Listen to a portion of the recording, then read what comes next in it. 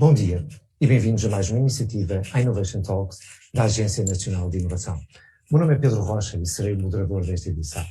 Estas sessões têm como objetivo promover o debate de ideias sobre os mais variados temas relacionados com a inovação. E desta vez, o mote é o papel da fileira das tecnologias de produção na transformação da indústria. Desde logo, o nosso agradecimento à ANI pelo apoio à realização desta sessão. Reunimos hoje aqui um painel de reputados intervenientes da fileira das tecnologias de produção, da indústria transformadora e do sistema científico e tecnológico nacional, e que passo desde já a apresentar. Fernando Sousa, sócio-gerente da SEI, Companhia de Equipamentos Industriais, e presidente da Prolotec. Paulo Sousa, CEO da Colette Packaging Portugal S.A. e José Carlos Caldeira, administrador do Inesctec, membro do High-Level Group da Plataforma Tecnológica Europeia ManuFuture e membro da Board da EFRA, European Factories of the Future Research Association. Um dos pressupostos de base a esta conversa, e de resto amplamente reconhecido, é que a fileira das tecnologias de produção assume um papel fundamental na inovação da indústria transformadora. Assistimos, a nível mundial, ao crescente reconhecimento da importância da indústria transformadora para a competitividade das economias. E neste contexto, tem vindo a ganhar maior expressão o termo reindustrialização, enquanto prioridade, em oposição aos processos de deslocalização da produção industrial que caracterizaram as últimas décadas do século passado.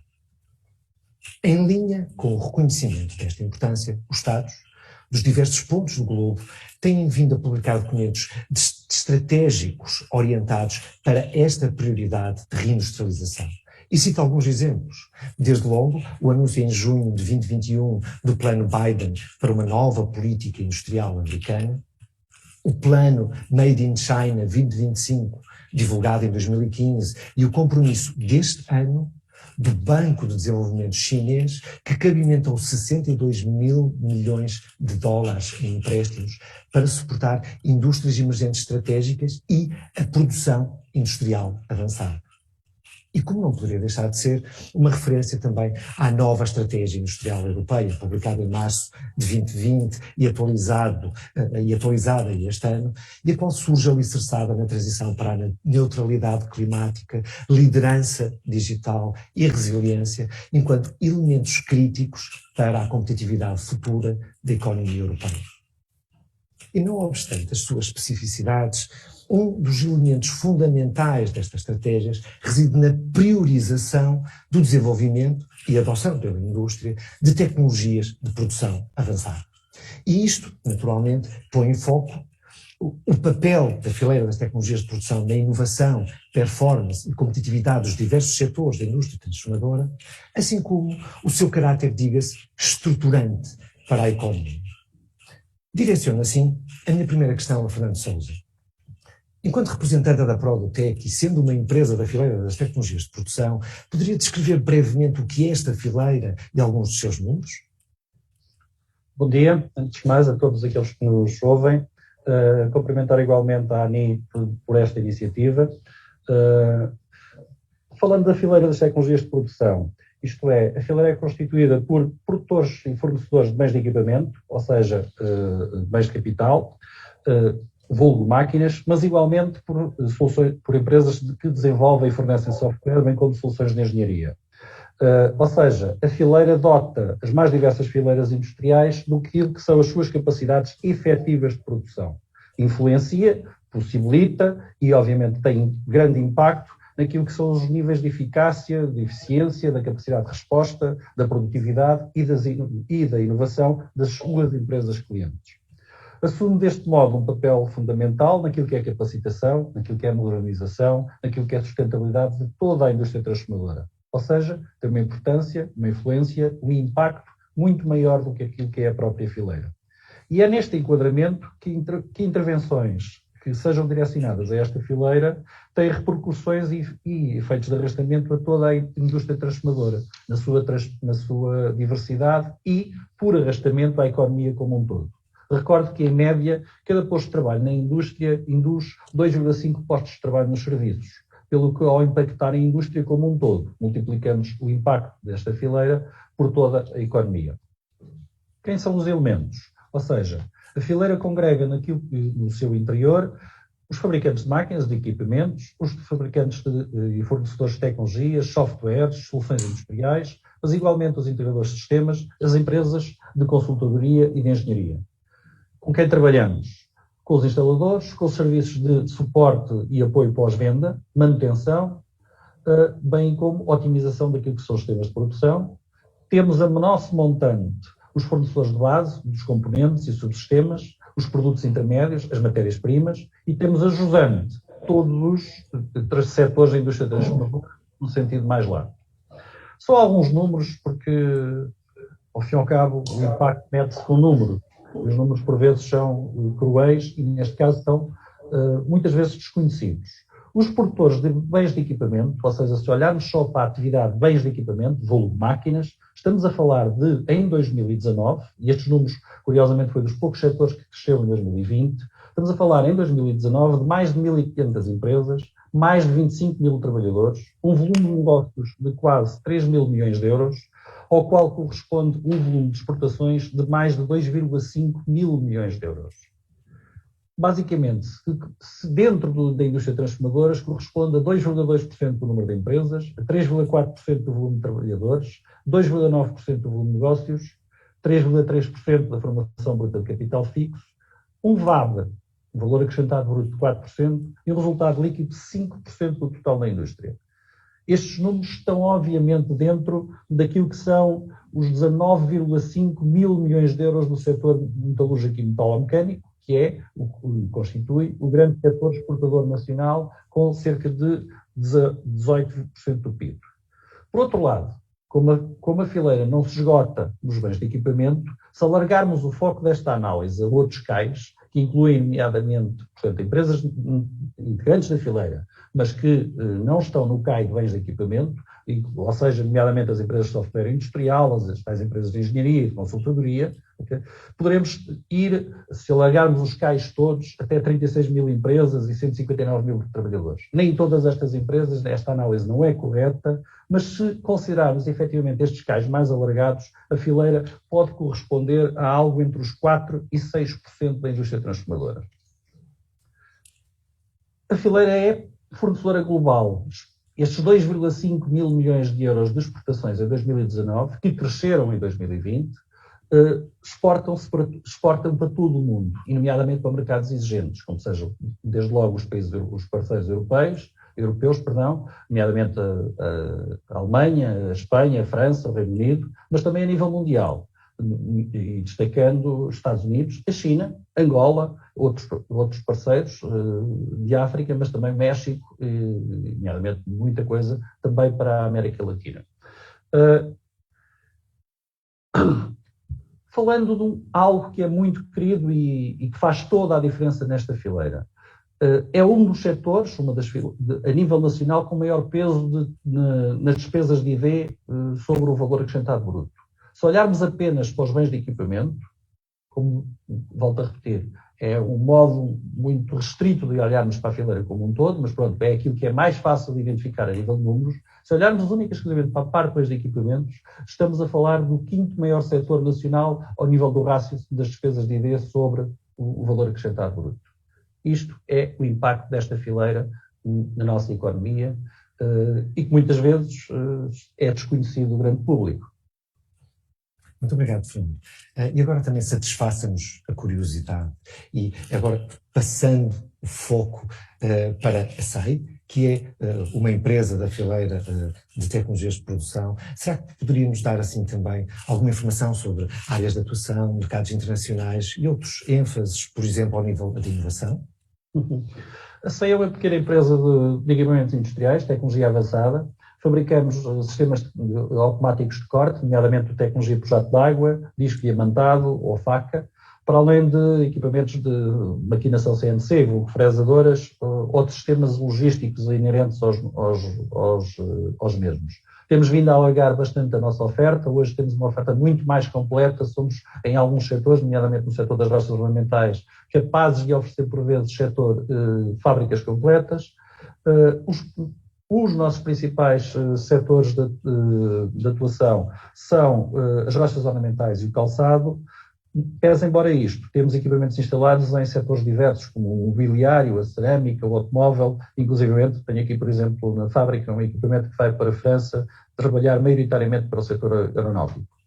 À presente data, temos equipamentos instalados em mais de 54 países. Nos setores onde atuamos, enquanto empresa, temos desde sempre assumido uma participação ativa na inovação tecnológica que é feita nesses setores. Alguma dessa participação ativa é reconhecida, o setor do calçado e o setor das rochas ornamentais, por exemplo. Trabalhamos muito perto com estes setores e é isso mesmo que a Produtec pretende, é fomentar a inovação tecnológica que é transversal a todos os setores, deixando para cada um destes setores em particular aquilo que são os desenvolvimentos específicos à sua realidade concreta. E a SEI, obviamente, trabalha na Produtec e, por outro lado, trabalha nos seus setores utilizadores em parceria com as entidades representantes dos mesmos.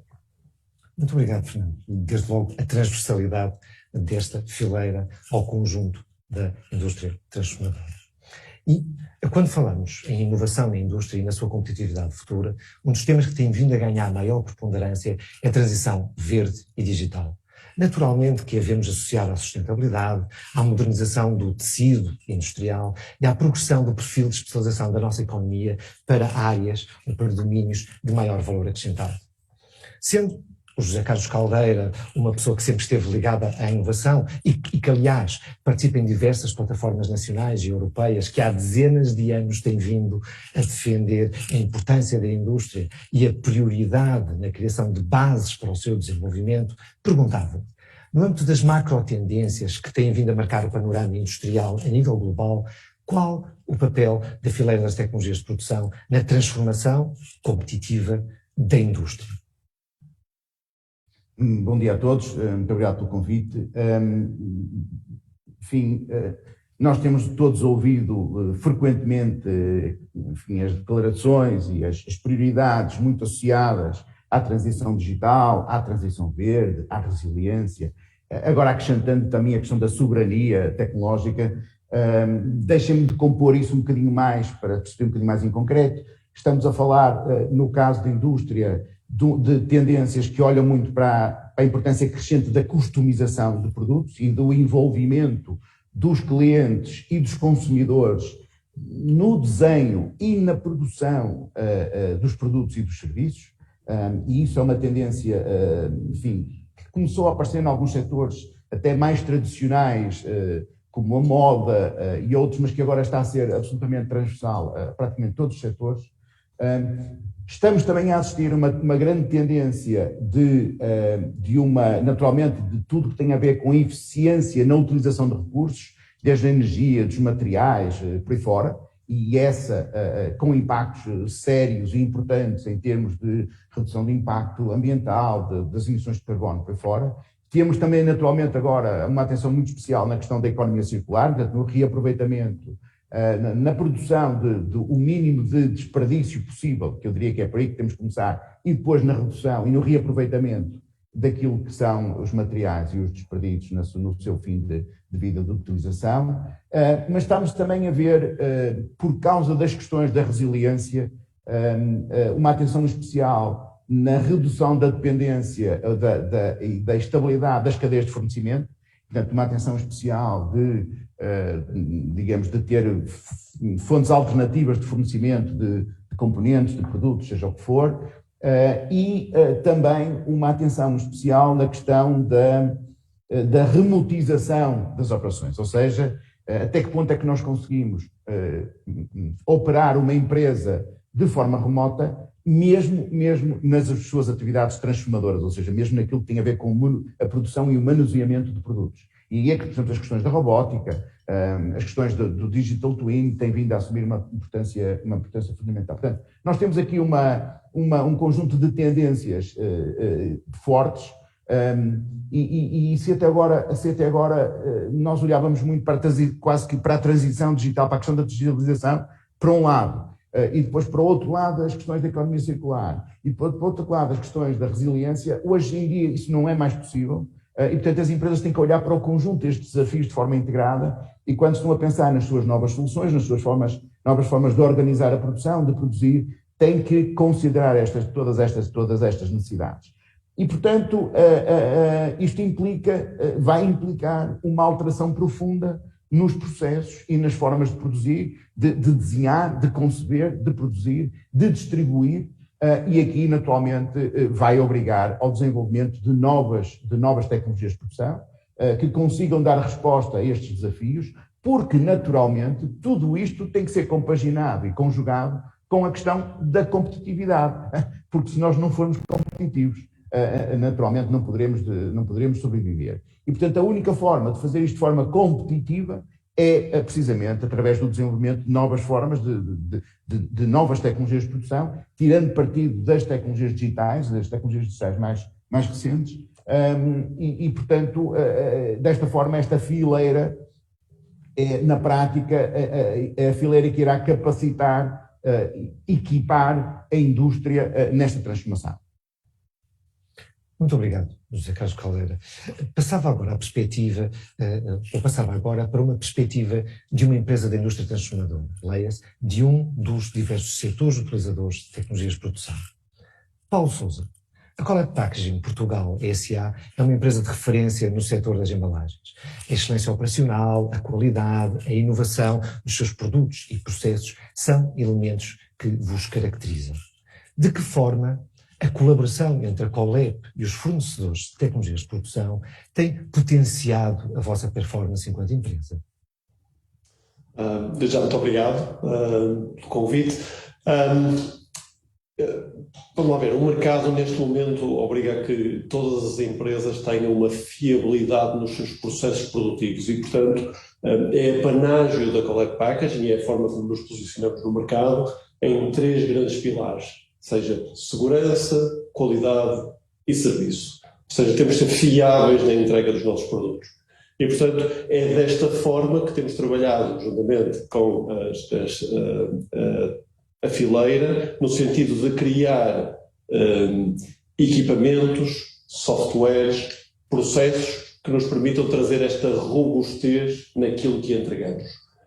E isso tem sido demonstrado em alguns dos projetos. Nós já trabalhamos com algumas das empresas que estão aqui, nomeadamente com o Produtec, já com projetos desde 2011, e também com outros parceiros, no sentido de, por exemplo, reduzirmos o nosso desperdício ou aumentarmos a fiabilidade dos nossos equipamentos ou garantir um processo de controle de qualidade mais premente.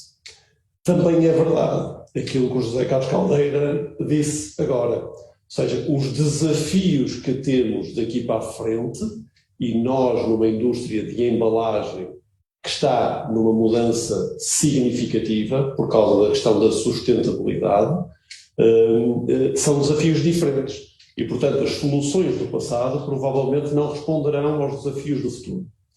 Não temos dúvida absolutamente nenhuma de que os produtos são muito melhores com a embalagem do que sem embalagem. Portanto, a embalagem existe como um propósito de poder fazer o transporte do produto, de poder manter o produto em condições de ser utilizável e de permitir uma facilidade de utilização. Agora, há desafios significativos. E esses desafios, onde é que nós vemos e onde é que vemos que podemos ser auxiliados por toda esta dinamização da indústria de produção de equipamentos e de consultoria de engenharia, que pode ajudar no desenvolvimento e na inovação. Nós temos tido um percurso de inovação de produto e temos ganho vários prémios ao nível internacional. No ano passado ganhamos um Gold Award por causa de um produto específico que tinha uma funcionalidade adicional para o consumidor. Mas achamos que a inovação não passa só pelo produto, passa também por outras áreas, nomeadamente na melhor utilização dos nossos recursos, seja a energia, seja os materiais, e, por exemplo, temos exemplos em que já fizemos investimentos significativos de alteração dos nossos processos produtivos juntamente com fornecedores de equipamento e que conseguimos fazer reduções na casa das 20% a 25% da utilização de materiais. E, portanto, tornar o produto mais sustentável e tornar também que as nossas cadeias sejam menos dependentes da disponibilidade de materiais que existem no mercado. Por último ponto, eu acho que a inovação passa muito também pelos modelos de operação diferentes. De facto, a forma como se produz atualmente, e parte desta pandemia veio criar alguma disrupção em toda a cadeia, podemos falar disso um bocadinho mais tarde, mas leva a que as cadeias de fornecimento se calhar tenham que ser mais curtas e, portanto, tem que haver uma disseminação de operações mais pequenas, e isso leva a que a gente repense consideravelmente o modelo de operações. E, portanto, os fornecedores de equipamentos, de software, de suporte na gestão desses projetos são um bom enabler para nos conseguir chegarmos ao nosso objetivo de termos um modelo de operações diferentes.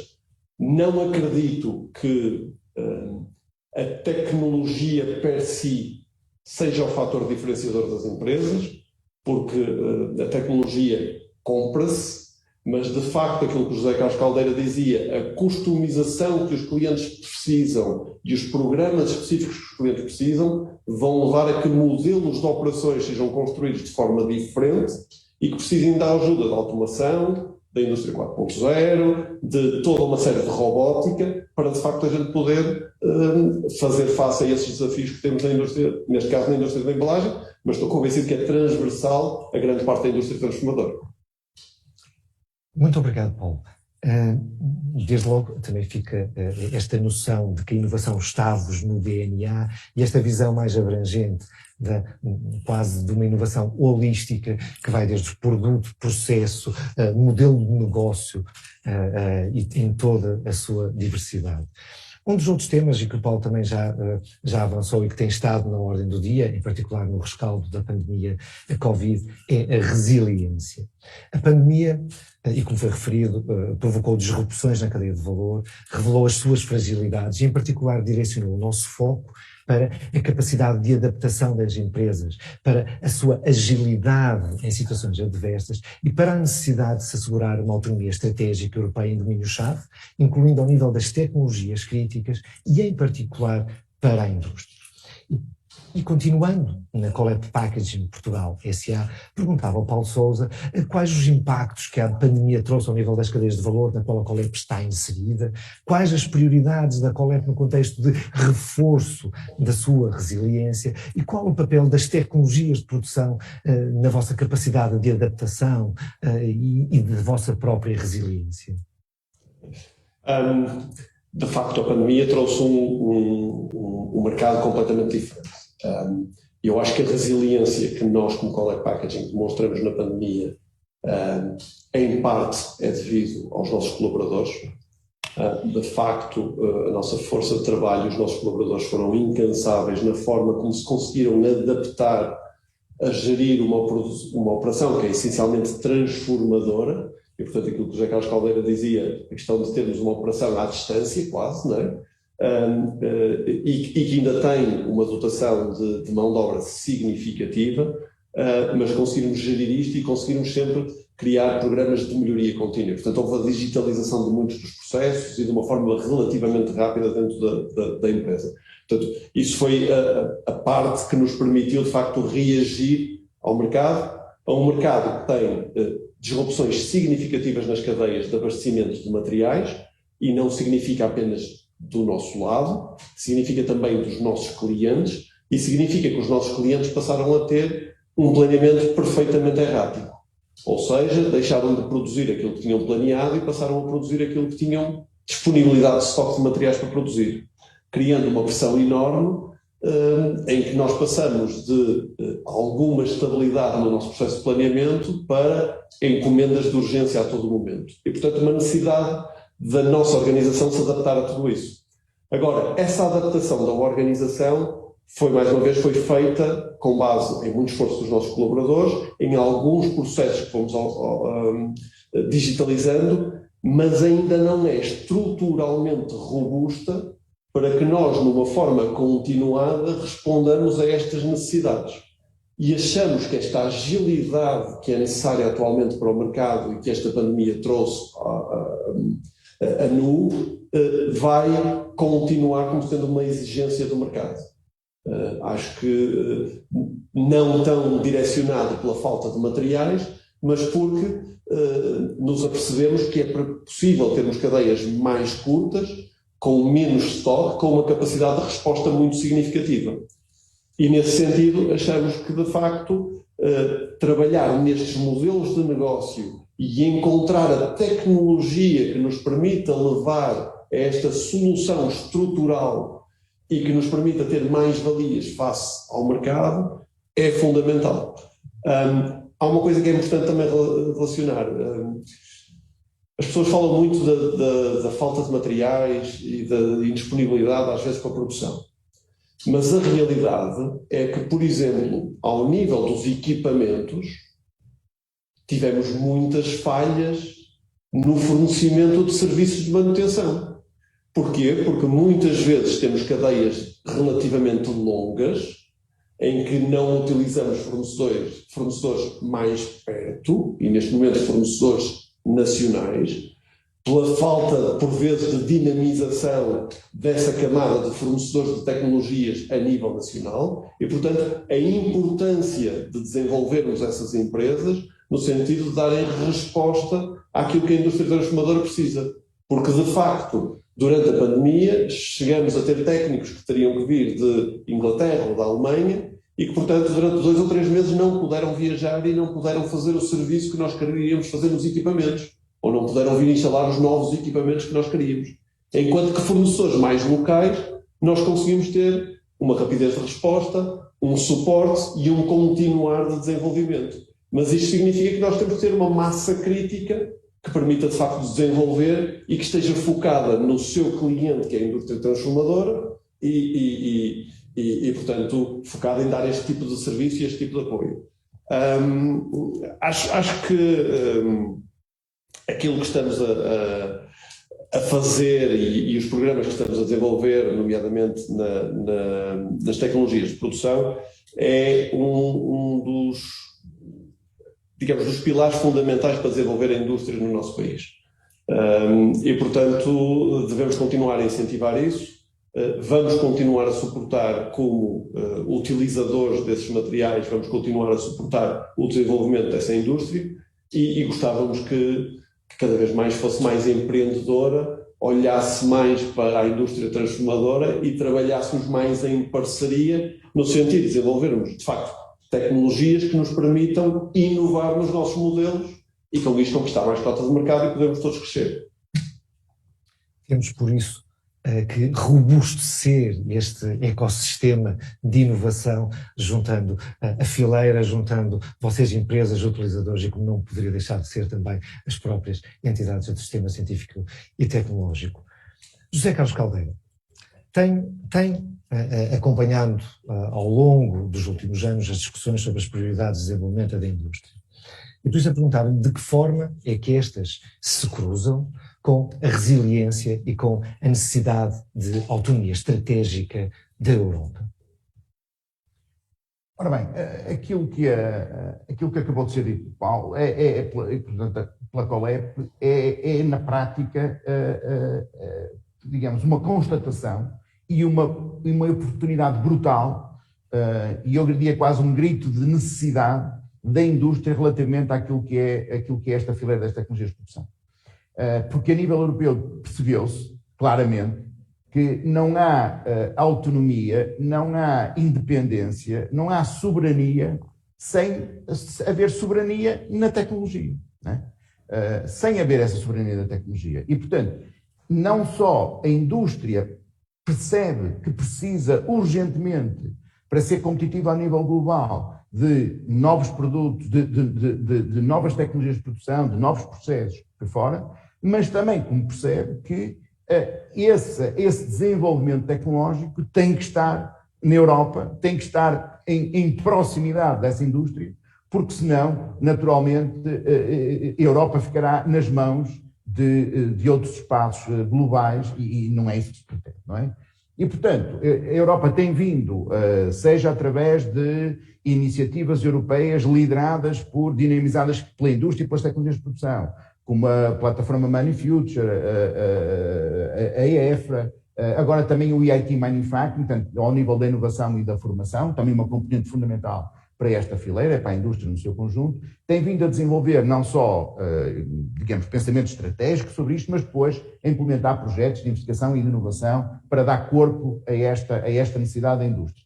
E aquilo que nós estamos a fazer a nível nacional, na prática, é uma réplica desse desenvolvimento, ou seja, olhando para aquilo que é, tentando mudar um bocadinho aquilo que era o paradigma, o habitual na nossa indústria, que era, quando precisava de tecnologia, ia lá fora, não é? Mas como foi referido agora, a indústria percebe-se da importância e da relevância de ter parceiros nacionais nesse desenvolvimento, portanto, da questão da soberania também ser implementada a nível nacional e, portanto, há aqui uma oportunidade enorme manifestada pela indústria de necessidade de desenvolvimentos, há uma vontade grande e uma disponibilidade e uma capacidade da fileira para colaborar com a indústria nesses desenvolvimentos e isto permitirá aumentar de forma significativa essa tal soberania e a resiliência que estamos a falar. Mas há aqui um objetivo muito importante, uma consequência muito importante dessa proximidade e dessa parceria.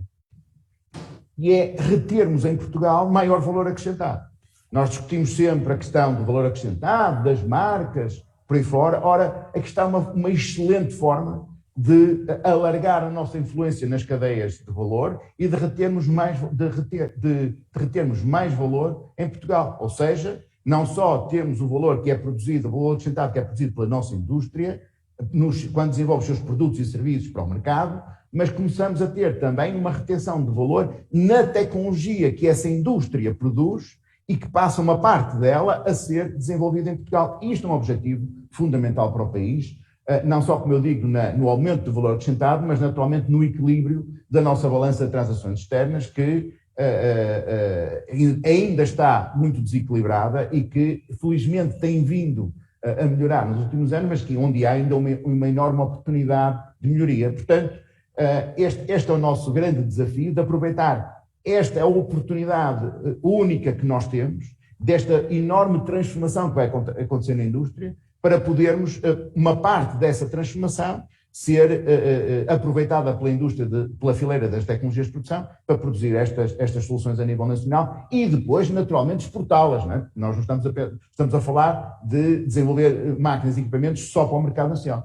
Estamos a dizer, vamos usar o mercado nacional para desenvolver essas tecnologias e depois, naturalmente, exportá-las para o mercado global. Aliás, como a fileira já tem vindo a fazer e como o Fernando já referiu na sua intervenção inicial. Muito obrigado. Eu atrevo-me, e porque estou atento de alguma forma às questões que vão sendo colocadas, atrevo-me a dirigir uma questão adicional para o José Carlos Caldeira.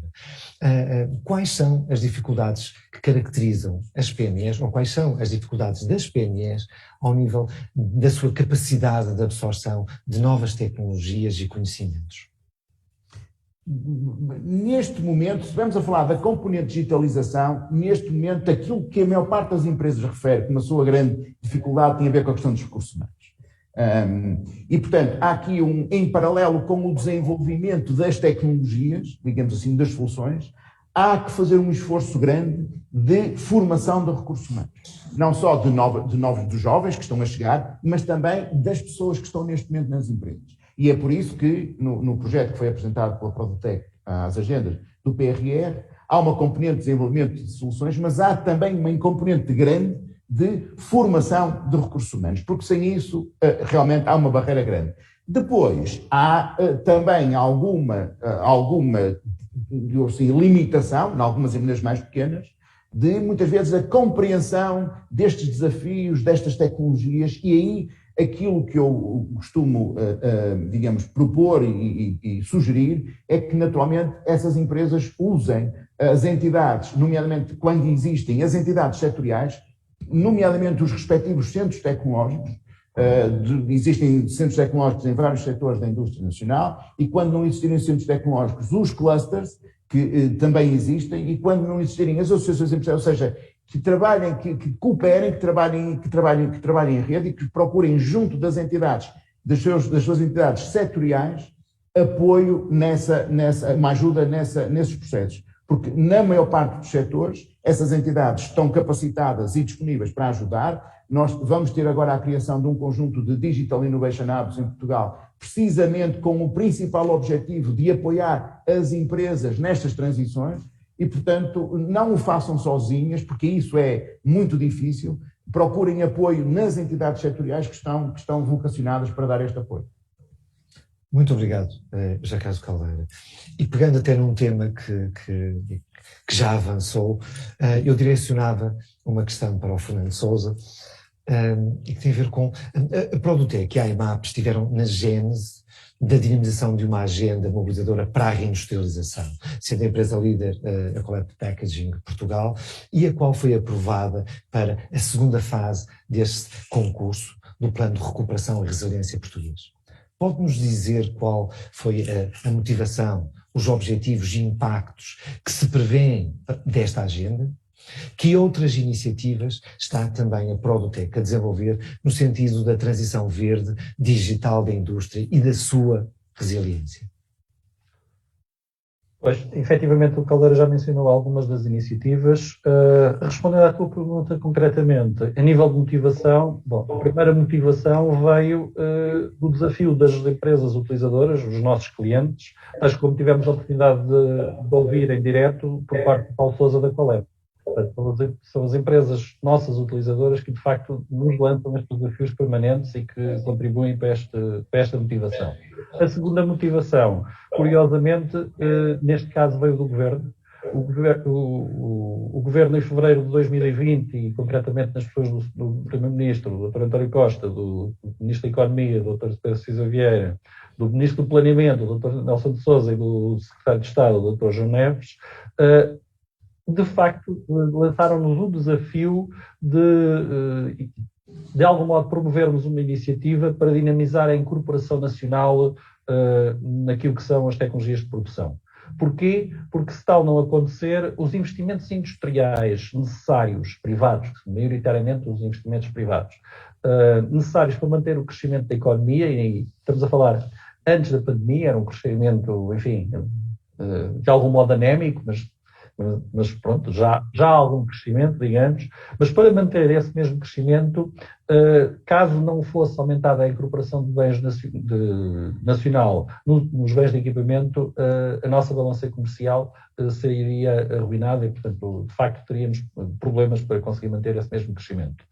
Com aquilo que ocorreu após fevereiro de 2020, ou seja, com a pandemia, esta necessidade de resiliência, o montante dos investimentos necessários subiu sobremaneira. Ou seja, de facto, esta motivação passou de uma simples motivação para uma necessidade muito premente.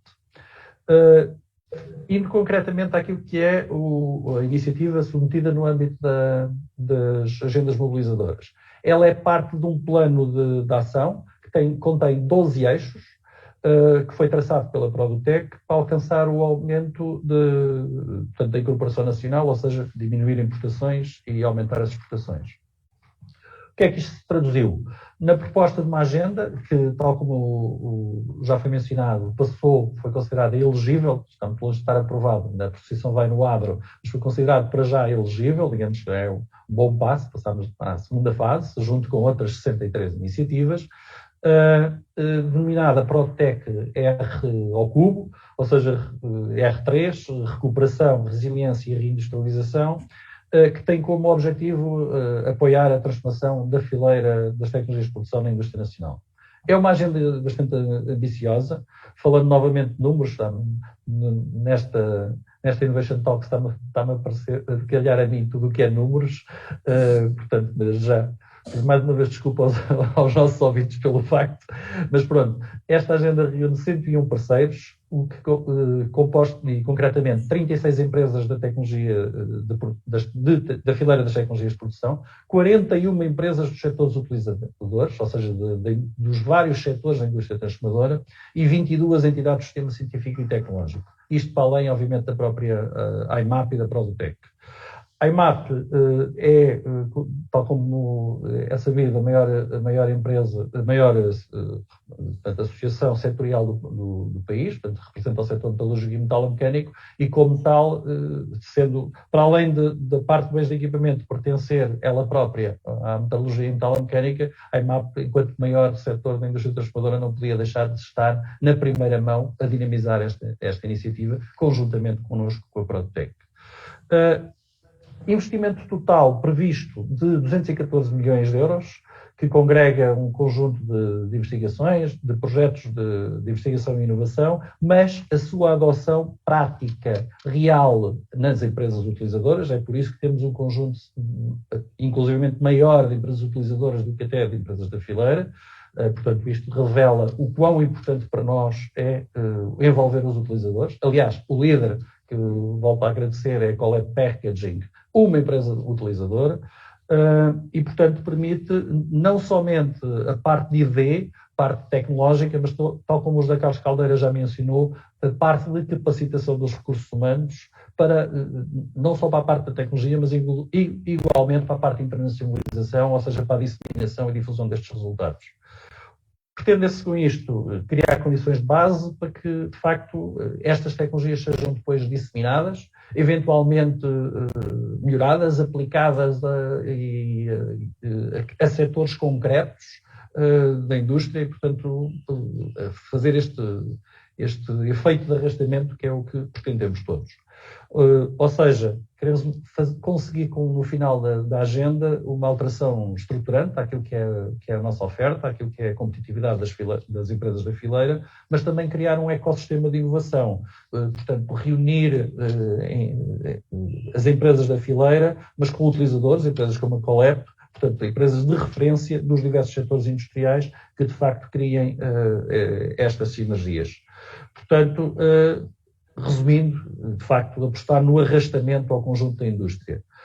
Estão previstas mais de 100 tecnologias de produção e dinamizando, de facto, aquilo que é a transição verde, a digital e a competitiva da indústria e, no final, no final da agenda, portanto, ainda durante o período ou seja, até 2026, alcançar um aumento de 4.500 postos de trabalho na fileira, somente na fileira.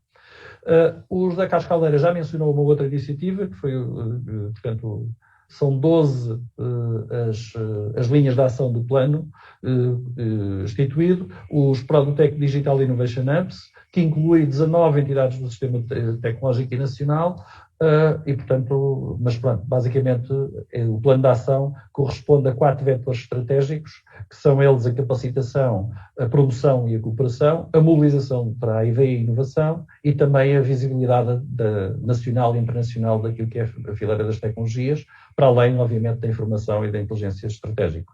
Até neste âmbito que estamos a trabalhar, é neste âmbito que continuaremos a trabalhar e, portanto, queremos, através da competitividade da fileira, alargar, através do arrastamento, essa competitividade para toda a indústria nacional. Muito obrigado, Fernando. Tempos auspiciosos e de grande trabalho se avizinham. Resta-me também agradecer aos restantes convidados aqui presentes, José Carlos Caldeira e Paulo Sousa, pela vossa amabilidade, disponibilidade e pela partilha da vossa visão sobre a fileira e sobre a competitividade da indústria transformadora. Uma palavra de agradecimento especial, em particular a todos vocês que virtualmente nos acompanharam neste percurso e debate e, como não poderia deixar de ser, à ANI por criar esta oportunidade. A todos, a continuação de bom dia e um bom almoço e voltaremos no próximo ano com novas edições destas Innovation Talks promovidas pela Agência Nacional da Inovação. A todos, muito obrigado e aproveitando a altura, também vos desejo um bom Natal e um excelente Ano Novo. Muito obrigado.